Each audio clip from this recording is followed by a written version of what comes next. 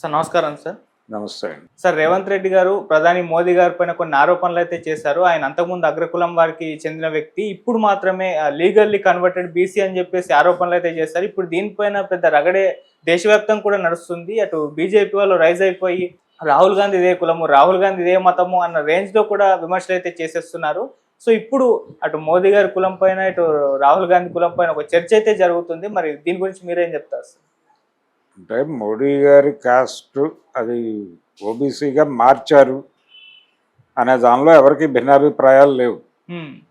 ఇప్పుడు భారతీయ జనతా పార్టీ నాయకులు మాట్లాడుతోంది కూడా కన్వర్షన్ గురించే మాట్లాడుతున్నారు. కానీ కన్వర్షన్ జరిగింది ఎప్పుడు? అప్పుడు కేంద్రంలో ఉన్న ప్రభుత్వం ఎవరిది అంటే యూపీఏ గవర్నమెంటే ఉంది అప్పుడు. అంటే కాంగ్రెస్ రూలింగ్లోనే జరిగింది మార్పు. ఎందుకు జరిగింది అంటే ఆ కమ్యూనిటీని బీసీల్లోకి తీసుకోవటం అనే దాని మీద చాలా కాలంగా జరుగుతున్నటువంటి ఉద్యమాల్లో భాగంగా కన్సిడర్ చేసి వాళ్ళని బీసీల్లో చేర్చారు. ఆ చేర్చినప్పుడు ఈయన ముఖ్యమంత్రిగా ఉన్నాడు అప్పుడు గుజరాత్కి. ఉండి గుజరాత్కి ముఖ్యమంత్రిగా ఉన్నటువంటి నరేంద్ర మోడీ గారు ఆయన కూడా బీసీగా మారాడు. ఆ తర్వాత ఆయన బీసీకి చెందినటువంటి ముఖ్యమంత్రిగా చలామణి అయ్యాడు.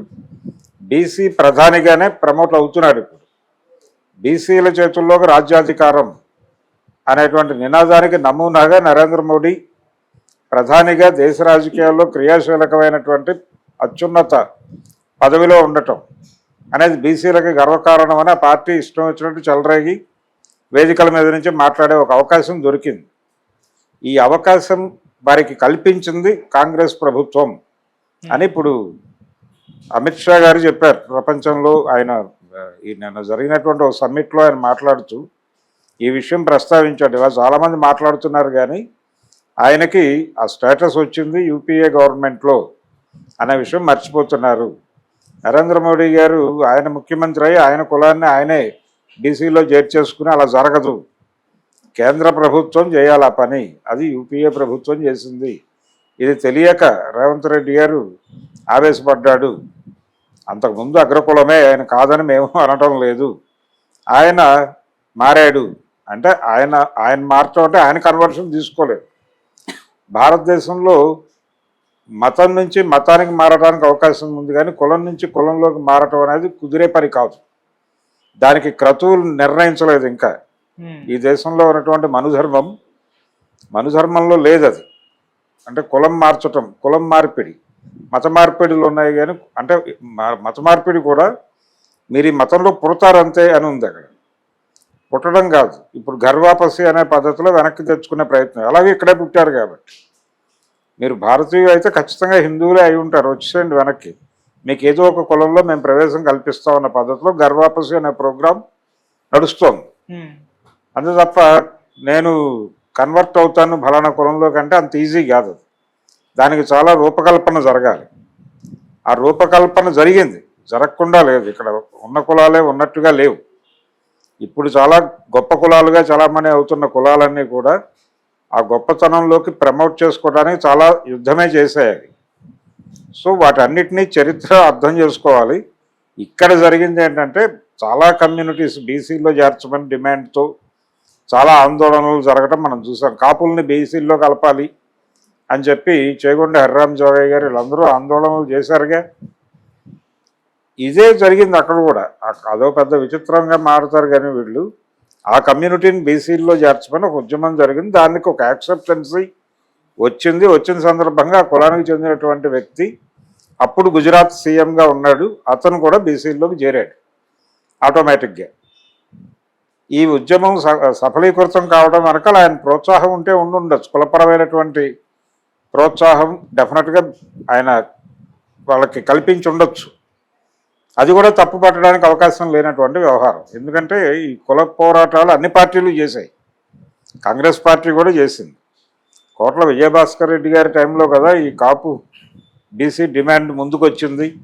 ఆయన అంగీకరించాడు కదా సీఎంగా. ఎందుకు కుదరలేదు, కాలేదు. ఆయన సీఎంగా యాక్సెప్ట్ చేసిన తర్వాత కూడా కేంద్ర ప్రభుత్వం నుంచి అది రాకపోవడం వలన కుదరలేదు. అక్కడ కుదిరింది. ఆయన కులం బీసీల్లోకి వచ్చింది, ఆయన బీసీగా మారాడు. అంతే తప్ప ఇదేదో వాడు క్రియేట్ చేసింది కాదు.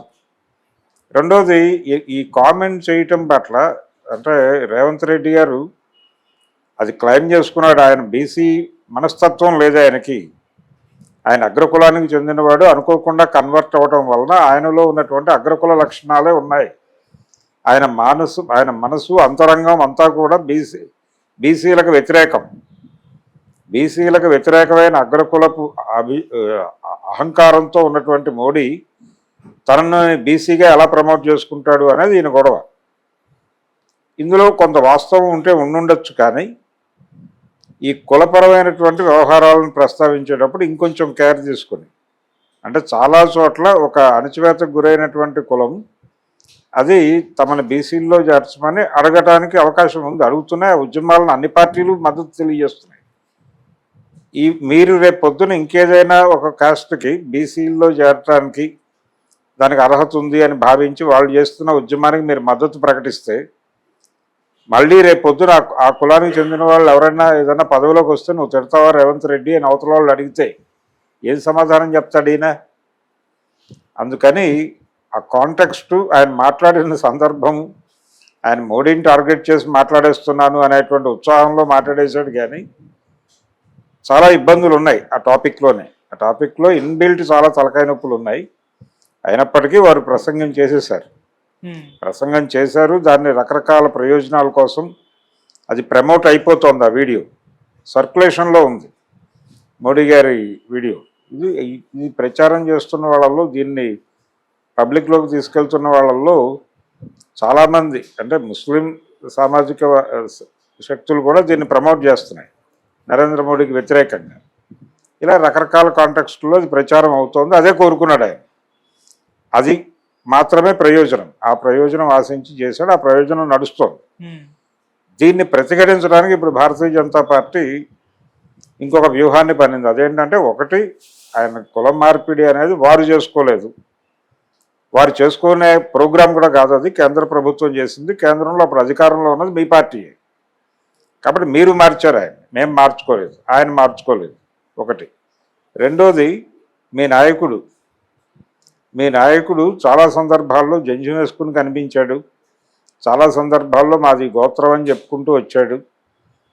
కానీ వాస్తవానికి వారి తాతగారిది ఏమిటి అంటే, ఇందిరాగాంధీ గారి భర్త గారు ఎవరు, వారు ఎక్కడికి చెందిన, ఆయన ఫిరోజ్ పార్సీ, అంటే ఆయన కూడా ముస్లిం దీనికి దగ్గరే.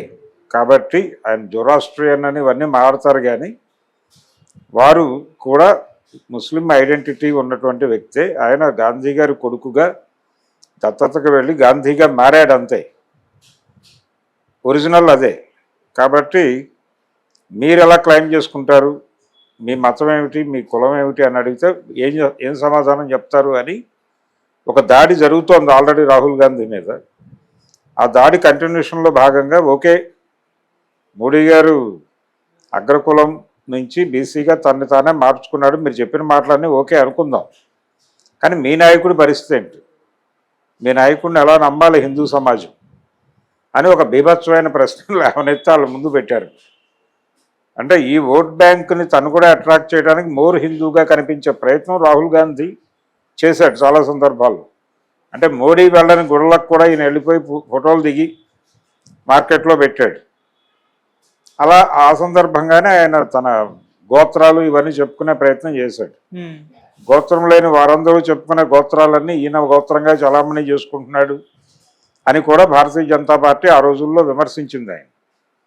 ఇప్పుడు ఆయన కొంచెం నేల మీదకు దిగి రాహుల్ గాంధీ స్ట్రాటజిక్గా బీజేపీని అడ్డుకోవడానికి ఏం చేయాలో అది చేసే ప్రయత్నం చేస్తున్నాడు. కానీ బీజేపీ అంత తేలిగ్గా వాళ్ళకి పవర్ ఇచ్చే పరిస్థితుల్లో లేదు. ఏదో పద్ధతిలో కార్నర్ చేసేటువంటి ప్రయత్నమే చేస్తోంది. ఇప్పుడు రేవంత్ రెడ్డి గారు చేసినటువంటి వ్యాఖ్యల్ని ఆధారం చేసుకుని రాహుల్ గాంధీని టార్గెట్ చేసి కేంద్రంలో కొంతైనా ఏదో మేరకు కాంగ్రెస్ ఓట్ బ్యాంకుని ఇబ్బంది పెట్టడానికి దీన్ని మనం ఎలా మలుచుకోవచ్చు, ఎలా దాడి చేయవచ్చు అనేది డిజైన్ చేసుకుని వెళ్తోంది. అందులో భాగంగానే అమిత్ షా గారు నోరు తెరిచాడు. ఈరోజు నోరు తెరిచి వారు స్ట్రైట్గా దాడి చేస్తాడు. దాన్ని కొనసాగింపుగా ఇక్కడ బండి సంజయ్ కావచ్చు, కిషన్ రెడ్డి గారు కావచ్చు, వీళ్ళందరూ ఈటెల రాజేందర్ కూడా నోరు తెరిచి దాడి చేసేటువంటి ప్రయత్నం చేస్తున్నారు, నడుస్తోంది. ఇప్పుడు అమిత్ షా ప్రకటనకి మన ముఖ్యమంత్రి గారు ఏం సమాధానం చెప్తారనేది చూడాలి.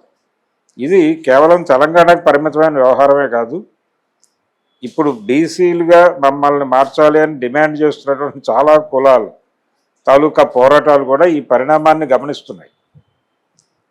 ఇది ఎలాంటి టర్న్ తీసుకుంటుంది, మన డిమాండ్ ఎలా ముందుకు తీసుకెళ్ళొచ్చు అనే ఉద్దేశంతో నిజంగానే ఒకవేళ బీసీల్లోకి ఎందుకు ప్రమోట్ చేశారు ఆ కాస్ట్ని, నిజంగానే ఆ కాస్ట్లో ఆ సఫరింగ్ ఉందని గుర్తించే కదా.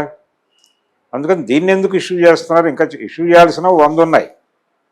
మీరు ఇలాంటివి ఎత్తినప్పుడు దాన్ని అందిపుచ్చుకుని వాళ్ళు తమకు అనుకూలంగా మలిచేసుకోవడానికి చాలా ఈజీగా ప్లేట్లు తిప్పగల సమర్థులు బీజేపీ వాళ్ళు.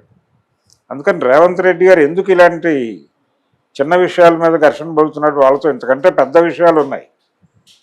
గొప్ప దారుణాలు చేస్తున్నటువంటి భారతీయ జనతా పార్టీ ప్రభుత్వాన్ని నిలబెట్టి కడగాల్సినటువంటి విషయాలు అనేకం ఉండగా ఆయన కులం గురించి మాట్లాడటం వల్ల ప్రయోజనం ఏం సాధిస్తాడు ఈయన?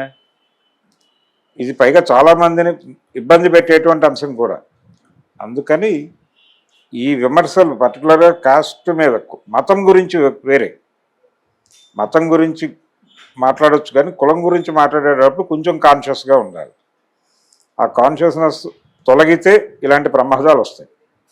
ఇప్పుడు ఆయన అమిత్ షా గారి ప్రకటనని, అమిత్ షా గారి వ్యాఖ్యానాన్ని ఎలా ఎదుర్కొంటాడనేది చూడాలి. Okay sir.